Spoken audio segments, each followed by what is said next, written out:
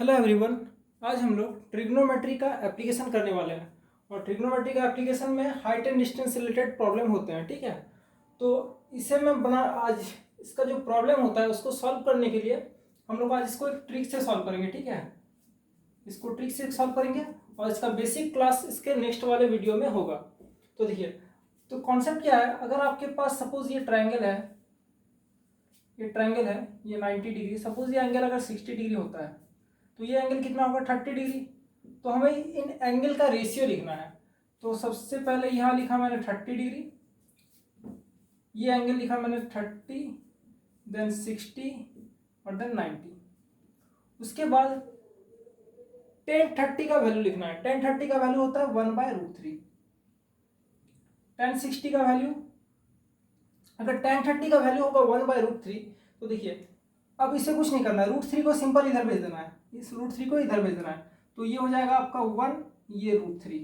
ठीक है, ये 1 हो गया, ये √3। मतलब आपका क्या है कि tan 30 अगर लेते हैं, tan 30 क्या होता है p/b, तो ये परपेंडिकुलर होगा और ये बेस होगा। tan 30 होता है p/b ना, tan 30 is equal to p/b। तो परपेंडिकुलर ये होगा 1/√3 इज इक्वल टू p/b। ठीक है, तो परपेंडिकुलर क्या हो गया हम लोग का 1 हो गया और बेस कितना हो गया √3 हो गया। ठीक है, अगर परपेंडिकुलर 1 है, बेस √3 है, तो हाइपोटेनस कितना होगा √3 का स्क्वायर 3 प्लस 1 का स्क्वायर 1, मतलब ये √4, ये 2 हो जाएगा। ठीक है, तो हम लोग का ये सब वैल्यू आ चुका है कि हाइपोटेनस हम लोग का यहाँ 2 हो रहा है, परपेंडिकुलर 1 और बेस हो रहा है √3। तो 30 का ऑपोजिट वाला 1, 60 का ऑपोजिट वाला √3, 60 ऑपोजिट √3 एंड h ये हो गया आपका 2।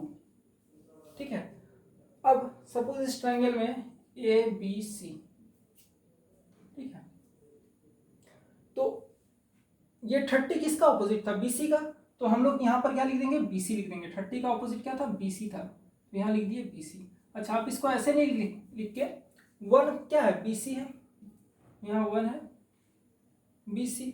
ठीक है, 1 है हम लोग का BC और 60 का ऑपोजिट √3 मतलब AB, 60 का ऑपोजिट AB और ये है आपका AC।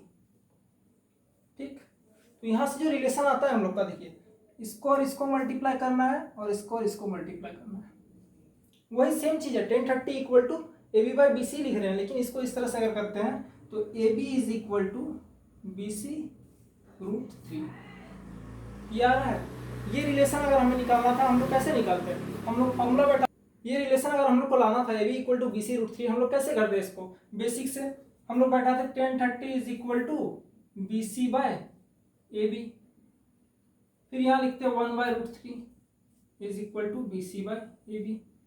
मैंने यही काम किया है, बस इसे इस तरह से यहाँ रिप्रेजेंट किया है। ठीक है, तो यहाँ से देखिए AB is equal to BC √3 आ रहा है, सेम चीज है, बस हमें ये ज़्यादा स्पीड से आप कर सकते हो। ठीक है, तो यहाँ AC AB रिलेशन आ गया हम लोग का AB इक्वल टू BC √3। तो अगर आपको AB का वैल्यू पता हो, यहाँ पर रिलेशन आ गया हम लोग का AB is equal to BC √3। अगर आपको AB का वैल्यू पता हो आप BC निकाल लोगे, BC कितना हो जाएगा AB/√3, और अगर आपको BC का वैल्यू पता है AB निकाल लोगे। ठीक है, तो यही कॉन्सेप्ट है और इससे हम लोग आज क्वेश्चन करेंगे। चलिए पहला क्वेश्चन है हम लोग के पास, one flies a kite with a thread 150 meter long. If the thread of the kite makes an angle of 60 degree with the horizontal line, then height of the kite from the ground is what?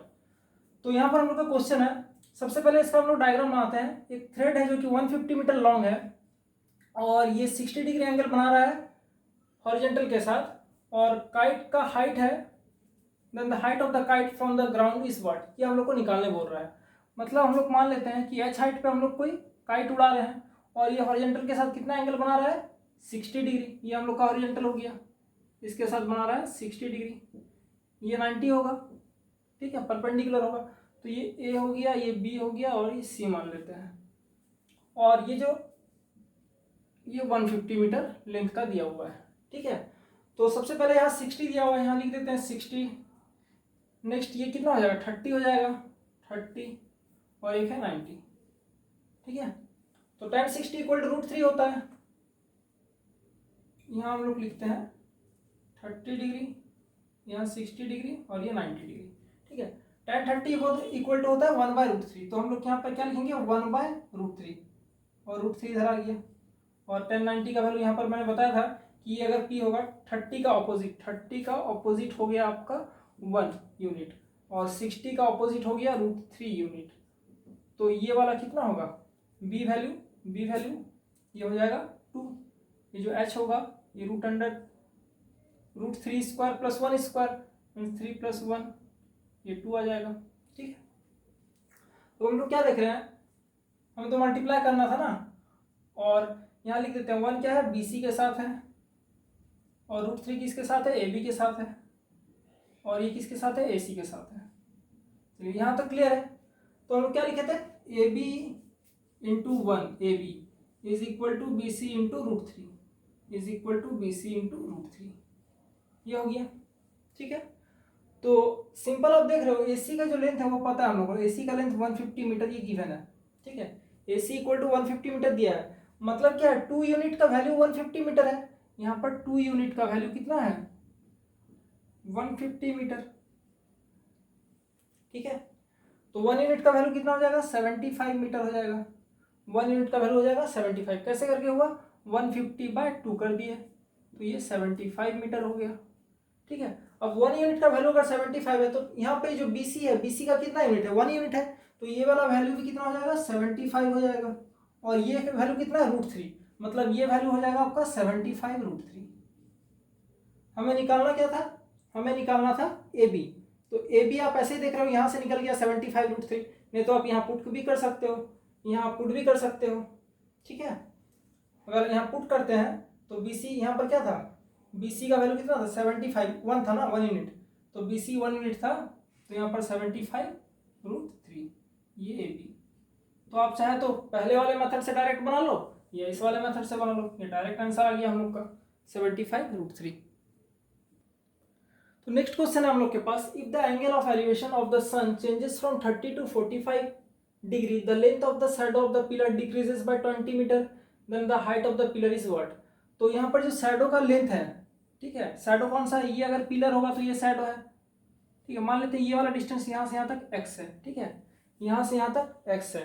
तो पहले shadow बन रहा था BD जब angle था 30 degree, अब shadow बन रहा है BC जब एंगल है 45 डिग्री।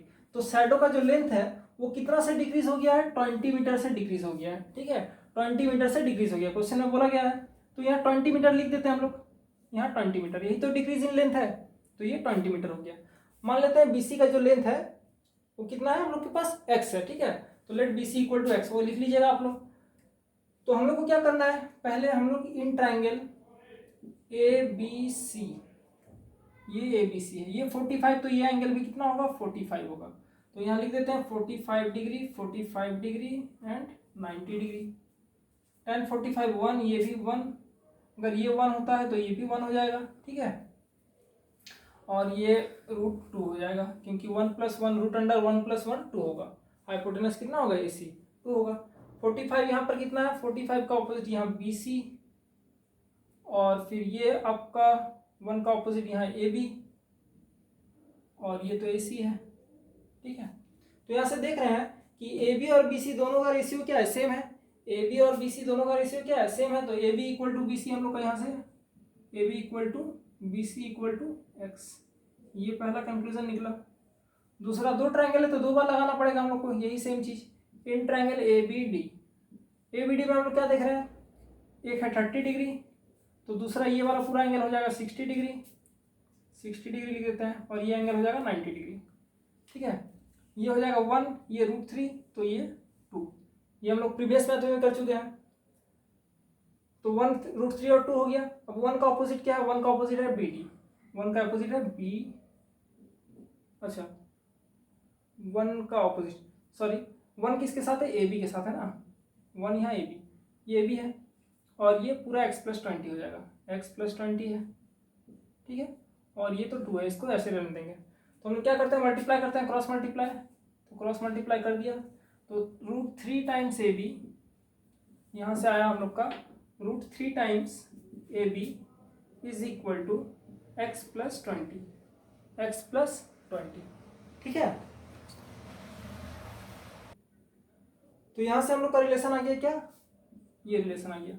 अब ये A B equal to B C equal to कितना था, एक्स था, तो यहाँ ए बी का जगह एक्स पुट कर देंगे तो √3 into x equal to x plus 20। तो यहाँ से देखिए √3x minus x is equal to 20। ये दिख रहा है आप लोगों को, शायद दिख रहा होगा √3x। मैं थोड़ा वैसे ऊपर लिख देता हूँ। यहाँ से हम लोग का रिलेशन आ गया, ये रिलेशन आ गया ना, ये हम लोग का रिलेशन आ गया, ठीक है। तो मैं इसे इधर सॉल्व कर देता हूँ, मैं इसे इधर सॉल्व कर देता हूँ, ठीक है। यहाँ क्या है, x √3 is equal to x plus 20। अगर x को मैं इधर भेज दूँ और कॉमन ले लूँ तो x √3 minus 1 is equal to 20 आएगा। तो x का वैल्यू आ जाएगा 20/20 बाय √3 माइनस 1। x का वैल्यू यही आ गया, x का वैल्यू क्या आ गया 20/√3 माइनस 1। अब हाइट ऑफ द पोल था ए बी और ए बी क्या था, x का इक्वल था, तो यहाँ से ए बी निकल गया हम लोग का, A B is equal to 20/√3 minus 1। अगर इसको रेशनलाइज करते हैं 20/√3 प्लस 1 बाय √3 प्लस 1, रेशनलाइज कर दिए तो ये आ गया आपका 20√3 plus 1 by A plus B. और ए माइनस बी का फॉर्मूला नीचे देख सकते हो आप लोग, A minus B into A plus B, मतलब A square minus B square. √3 का स्क्वायर होता है 3 और 1 का स्क्वायर होता है 1। यहाँ से 20√3 प्लस 1 बाय 2 डेंजर, तो 10√3 प्लस 1 यूनिट आ गया आपका आंसर, ठीक है। तो ये हमारे पास थर्ड क्वेश्चन है। At 129 meter away from the foot of a cliff on a level of ground, the angle of elevation of the top of the cliff is 30 degree. The height of the cliff is what?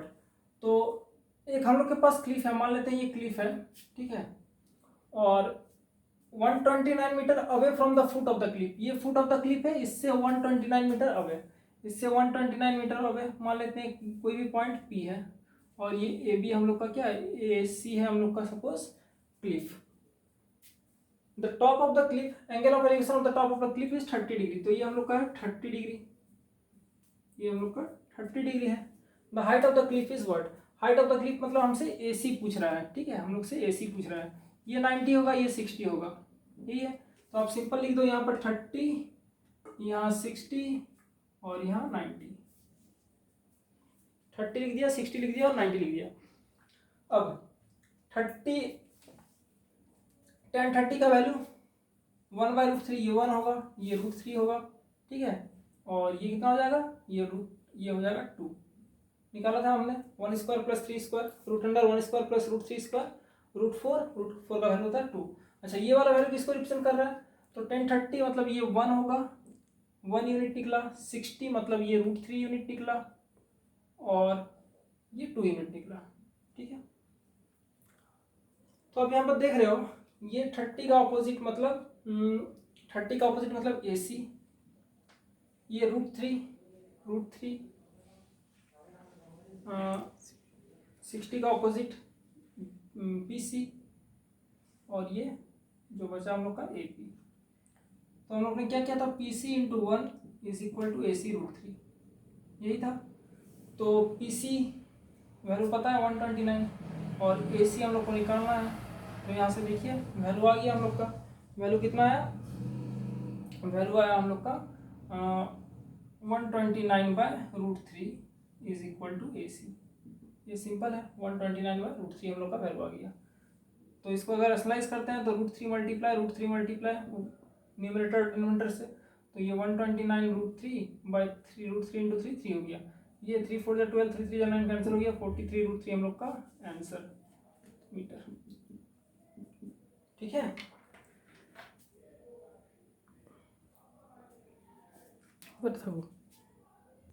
तो आज की video में हम लोग इतना ही रहने देते हैं। इसके नेक्स्ट वाले वीडियो में इससे रिलेटेड और भी प्रॉब्लम करेंगे। Thank you.